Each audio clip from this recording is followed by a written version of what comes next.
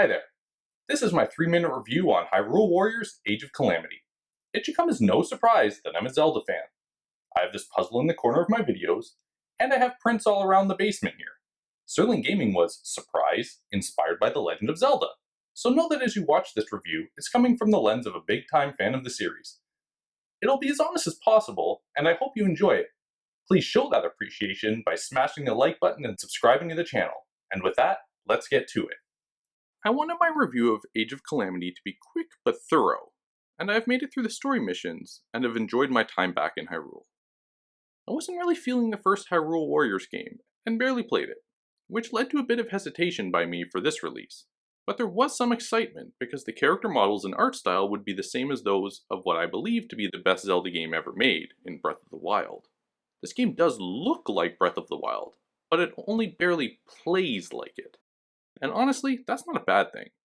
For example, what was probably the main complaint people had with Breath of the Wild? Well, the breaking of items was certainly one of them, and you don't have to worry about that here, which is a relief. Also, it isn't just the character models that are the same. The map and menus make you also feel like you're back playing Breath of the Wild, which I really liked. Sorry for the continued comparisons to Breath of the Wild, but they're going to keep coming. Having a more story-driven game was a welcomed experience here.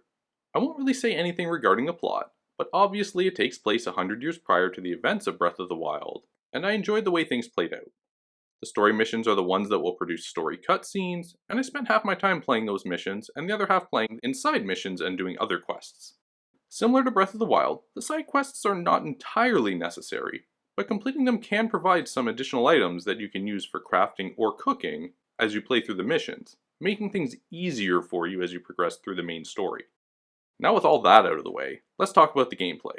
This is fundamentally the most different from Breath of the Wild.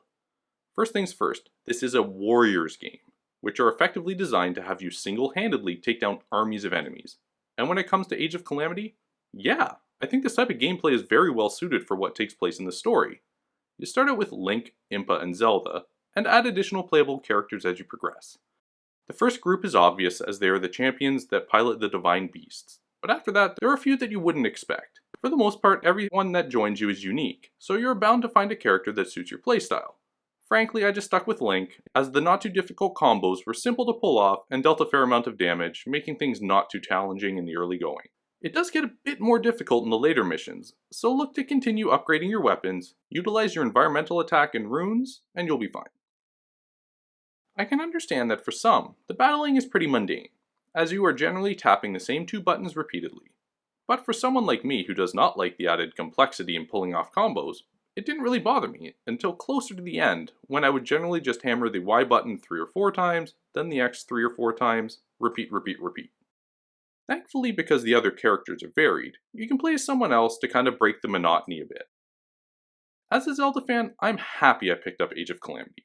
The story elements that preclude the events in Breath of the Wild were well done, and the voice acting in a Zelda game was certainly something that I appreciate, as it allowed for deeper immersion into the lore. I also like that the game wasn't just a linear progression. Ultimately, yes, the story is linear, but between each story element, more areas to level up or enhance your characters are revealed, and Age of Calamity actually had more to get through than I was initially expecting. Something that I also didn't touch upon was the amiibo functionality in this game. I had totally forgotten until I was about 3/4 the way through the story, and you can use those toys that have been collecting dust 5 times a day to potentially receive some rare items. The battle system can get a tad repetitive, but being able to switch to a different character can shake things up a bit to break up the repetition. Like I said at the beginning, I'm a big Zelda fan, and I certainly enjoyed this game from a fan's lens, but I do think it's a good game for non-Zelda fans too. But let's be real, you're not watching this video if you're not a Legend of Zelda fan. So go ahead and pick up Age of Calamity, because I highly recommend it. Have you played Hyrule Warriors Age of Calamity? Do you agree with my review? Let me know in the comments section below, and I'll see you in my next video.